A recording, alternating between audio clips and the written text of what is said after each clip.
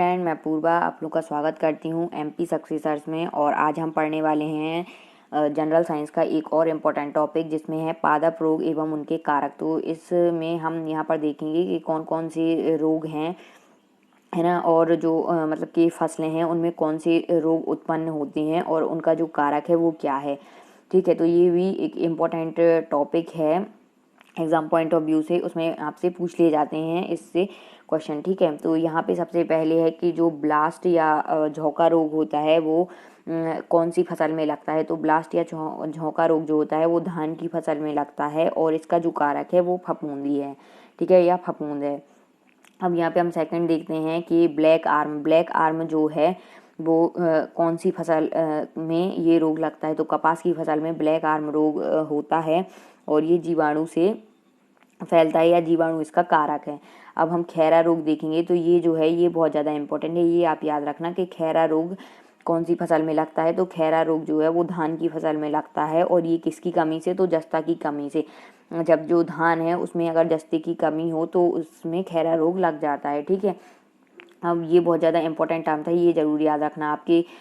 ये ऐसे पूछ लिया जाता है कि धान की फसल में जस्ते की कमी के कारण कौन सा रोग उत्पन्न होता है। तो इसमें क्या आ जाएगा, खैरा रोग। अब हम यहाँ पे देखेंगे कि जो गन्ना फसल है उसमें कौन सा रोग होता है। तो रेड रॉट रोग कौन सी फसल में होता है, गन्ना में, और किसके कारण, तो फफूंद से या फफूंद इसका कारक है।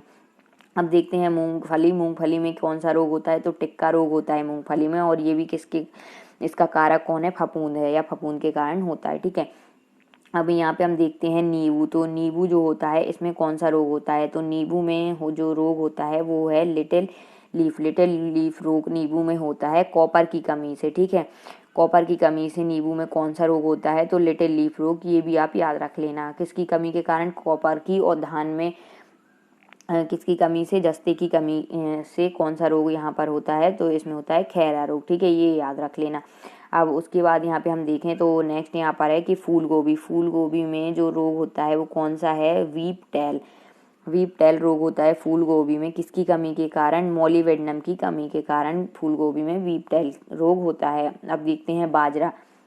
तो जो बाजरा होता है इसमें कौन सा रोग होता है, एर्गॉट रोग होता है बाजरा में, वो भी फफूंद से होता है। ठीक है, अब यहाँ पे हम देखें आम। तो आम में जो रोग होता है वो कौन सा रोग होता है, तो लिटिल लीफ रोग जो है वो आम में भी होता है और नींबू में भी, दोनों में ही होता है। देखिए, नींबू में भी लिटिल लीफ रोग होता है और आम में भी लिटिल लीफ रोग होता है।